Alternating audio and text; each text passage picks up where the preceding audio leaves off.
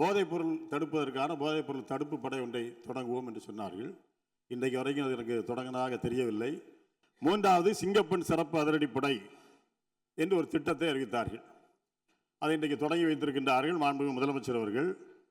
பள்ளிக்கல்வித்துறை அமைச்சர் மாண்புமிகு பேரவைத் தலைவர் அவர்களே, போகிற போக்கில் பொத்தாம் பொதுவாக சில வார்த்தைகளை அண்ணன் சொல்லிவிட்டார்.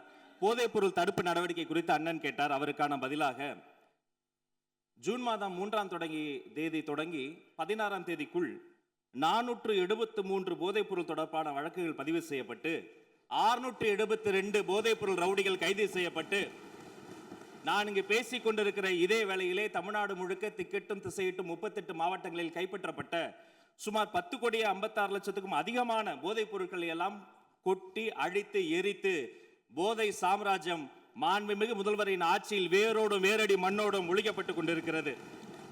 அது மட்டுமல்ல, குடிபோதையில் வாகனம் ஓட்டுதலுக்கு எதிராக சிறப்பாக காவல்துறை செயல்பட்டு 16,031 பேர் குடிபோதையில் வாகனம் ஓட்டியது தொடர்பான வழக்குகள் பதிவு செய்யப்பட்டிருக்கிறது. பெண்கள் மற்றும் குழந்தைகளுக்கு எதிரான குற்றங்களை குறித்து பலரும் தங்களுடைய பேச்சுகளில் சுட்டிக்காட்டினார்கள்.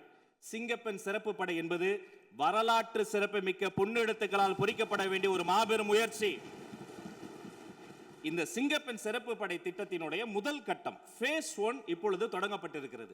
பின்பு phase 2, phase 3 என்று அடுத்தடுத்த கட்டங்கள் வரும்.